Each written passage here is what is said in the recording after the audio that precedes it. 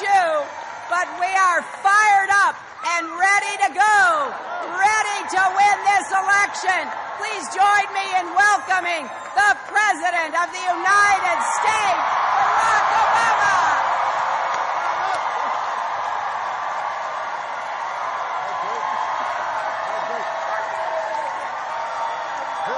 Hillary! Hillary! Hillary!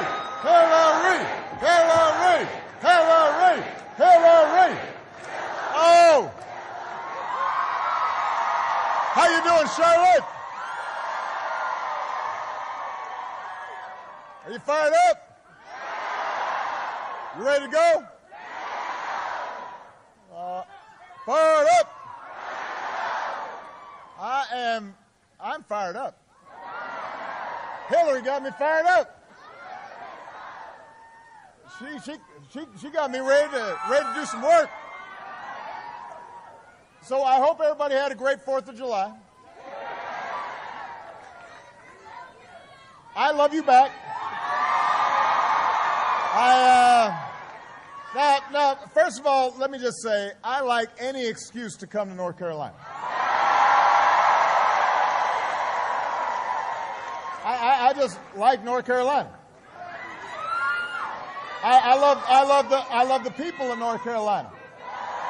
I used to, when we used to campaign here, I used to say, even the people who aren't voting for me are nice. You know, that's not true everywhere. So you got great people here, and then you got great food. North Carolina's got some food. In fact, I will find some place to stop and get some food before I head back to D.C. I know y'all have recommendations. And no, I can't go to your house to get the food. Although I'm sure you're an excellent cook. And then you've got great basketball. You got great basketball. We all know that. We all know that. But I'm not going to get in between all the Tar Heel and Wolfpack and, you know. Yeah, Blue Devils. Deacons. I'm not going to get in all that. You just have great basketball in North Carolina. So I love an excuse to come to North Carolina. But I'm here for a simple reason. I'm glad to see our outstanding congressional delegation. You are lucky to have them. I'm glad you've got an outstanding candidate for the Senate and an outstanding candidate for governor. And I'm going to be working for them too. But I'm here today because I believe in Hillary Clinton. And I want you to help elect her to be the next president of the United States of America. That's why I'm here.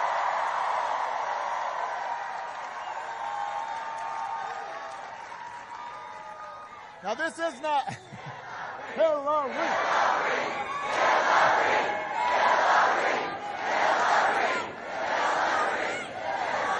Now, as Hillary mentioned, this is not the first time we campaigned together. We went up to New Hampshire after our primary in 2008. We went to Unity, New Hampshire, just in case people missed the point. That was the name of the town, Unity, New Hampshire. And we had gone through what was one of the longest, toughest primaries in history. And primaries are always tough because you're arguing with your friends instead of the folks you disagree with. Sometimes you got to find things to disagree about, even though you don't really disagree. So we were crisscrossing towns from New Hampshire to Nevada. And as much as I had admired her when we served together in the Senate, I came away from that primary admiring her even more. Because during that year and a half, I had had a chance to see up close just how smart she was and just how prepared she was. Especially since I had to debate her a couple dozen times. And let's be clear, she beat me like in the first. Now, you don't have to rub it in. You don't have to rub it in now. You know, she beat me, you know, at least the first half, and then I just barely could play her to a draw. I always had to be on my game because she knew every fact, and she knew every detail. And then during those 18 months, I saw the passion that she feels for anybody who's experienced injustice, anybody who's faced discrimination, anybody who does everything right and still can't seem to get a fair shot, whether it was workers who had lost their jobs or kids unable to afford college.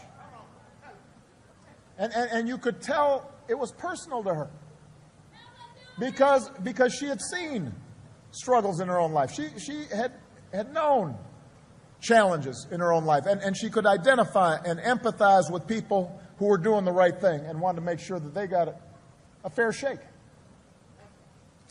And then during the primaries, again and again, I saw how even when things didn't go her way, she'd just stand up straighter and come back stronger. She didn't give up. She didn't pout.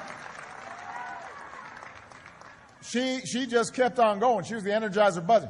She just kept on. And the bottom line is, she had to do everything I had to do, but she was like Ginger Rogers. She had to do it backwards in heels.